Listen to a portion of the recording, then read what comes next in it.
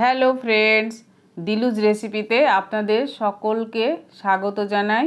সঠিক পরিমাপ সহ আজকে আমি আপনাদের সাথে একটি ফ্রুট কেকের রেসিপি শেয়ার করছি। আমি ফ্রুট কেক বানাতে কি কি উপকরণ ব্যবহার করছি এবং কিভাবে বানাচ্ছি রেসিপিটা দেখে নিই। এই রেসিপিটা পুরো দেখলে আপনিও খুব সহজে এইরকম নরম ফ্রুট কেক বাড়িতে বানাতে পারবেন। 1 পাউন্ড ফ্রুট কেকের জন্য এখানে আমি একটা ডিম নিয়েছি। প্রথমে আমি ডিমটাকে খুব সাবধানে ভেঙে ডিমের সাদা অংশটা মিক্সিং বাটিতে দিয়ে দিলাম। প্রথমে ডিমের সাদা অংশটা হ্যান্ড বিটার দিয়ে বিট করে নেব। আপনাদের কাছে যদি হ্যান্ড বিটার না থাকে তাহলে কাঁটা চামচ দিয়ে খুব ভালো করে ডিমটাকে ফেটিয়ে নেবেন। দেখুন ডিমের সাদা অংশটা বিট করে নেওয়া হয়ে গেছে। এবার কুসুমটা দিয়ে দিলাম। কুসুমটা দেওয়ার পরে আবারও 3 থেকে 4 মিনিট বিট করে নিলাম। দেখুন ডিমটা বিট করে নিয়েছি। এরপরে আমি এখানে চিনি দিয়ে দেব। চিনিটা সব সময় গুঁড়ো চিনি ব্যবহার করবেন। 1/2 কাপ চিনির গুঁড়ো দিলাম। চিনির গুঁড়ো দেওয়ার পরে আবারও 2 মিনিট বিট করে নিলাম। চিনি বিট করে নেওয়া হয়ে গেছে। এবার আমি দিয়ে দিচ্ছি 1/4 কাপ লিকুইড দুধ। দুধটা নর্মাল টেম্পারেচারে দিলাম, ফ্রিজের দুধ ব্যবহার করবেন না। দুধ দেওয়ার পরেও আবারও 2-3 মিনিট বিট করে নিলাম। 1 চামচ বাটার দিলাম ও 2 চামচ রিফাইন তেল দিলাম। আপনারা চাইলে পুরো কেকটা রিফাইন তেল দিয়ে বানাতে পারেন। আমি দুটো উপকরণ সমান সমান নিয়েছি। এবার আমি 15 সেকেন্ড বিট করে নেব। দেখুন লিকুইড উপকরণটা আমার রেডি হয়ে গেছে। এবার ড্রাই উপকরণগুলো নিব। ড্রাই উপকরণ দেওয়ার জন্য প্রথমে আমি একটা ছাঁকনি দিয়ে নিচ্ছি। ছাঁকনিতে 1 কাপ ময়দা দিয়ে দিলাম। এখানে আমি সব মেজারমেন্ট কাপ ব্যবহার করেছি পরিমাপটা সঠিক রাখার জন্য। চা চামচের 1 চামচ বেকিং পাউডার দিলাম আর চা চামচের 1/2 চামচ বেকিং সোডা দিলাম। ড্রাই উপকরণগুলো সব সময় ছাঁকনি দিয়ে চেনে নেবেন, তাহলে কেকটা সফট হবে।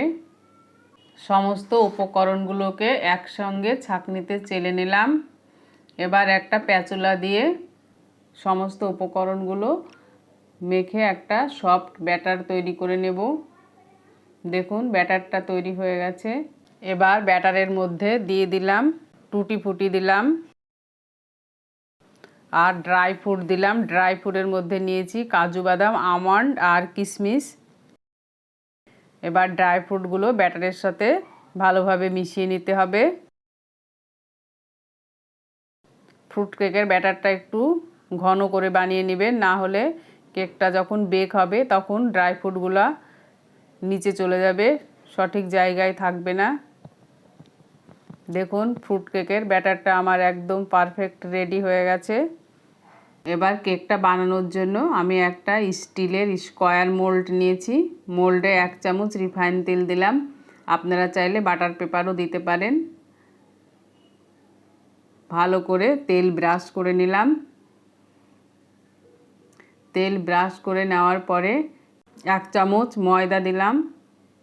ময়দাটা খুব ভালো করে মোল্ডের গায়ে মাখিয়ে নেব, যাতে কেকটা খুব সহজে আনমোল্ড করা যায়। দেখুন কেক বসানোর জন্য মোল্ড রেডি। এবার আমি ব্যাটারটা মোল্ডে দিয়ে দিলাম। আপনারা যদি ফ্রুট কেকটা অনেক দিন ঘরে রাখতে চান তাহলে 1 চামচ ভিনিগার দিয়ে নেবেন, তাহলে অনেক দিন ঘরে সংরক্ষণ করে খেতে পারবেন। ব্যাটারটায় প্যাচুলা দিয়ে এইভাবে ওপরটা সমান করে নিলাম। ওপর থেকে টুটি ফুটি ও ড্রাই ফ্রুট ছড়িয়ে দিলাম। এবার কেকটা বেক হতে দেব। তার জন্য আমি গ্যাসের চুলায় একটা ডেকচি বসিয়ে রেখেছি। 5 মিনিট ডেকচিটা প্রিহিট করে নিয়েছি। ডেকচিতে আমি কোনো রকম জল দেব না। একটা স্ট্যান্ড দিয়ে দিলাম। স্ট্যান্ডের ওপরে খুব সাবধানে ব্যাটারটা বসিয়ে দিলাম, দিয়ে ওপর থেকে ঢাকনা দিয়ে দিলাম। ঢাকনা দেওয়ার পরে গ্যাসের ফ্লেমটা 0-তে দিয়ে 30 মিনিট বেক করব। 30 মিনিট পরে দেখুন কেকটা পারফেক্ট হয়ে গেছে। এবার আমি একটা কাঠি দিয়ে চেক করে নেব ভেতরে কাঁচা রয়েছে কিনা।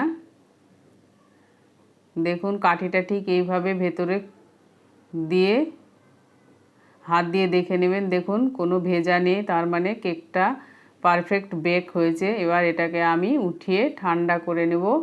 ঠান্ডা করে নেওয়ার পরে আনমোল্ড করে নেব। এইভাবে কেকটাকে সামনের দিকে হালকা করে চাপ দিয়ে দিয়ে আলগা করে নিতে হবে সাইডগুলোকে, তাহলে খুব সহজে কেকটা আনমোল্ড হয়ে যাবে।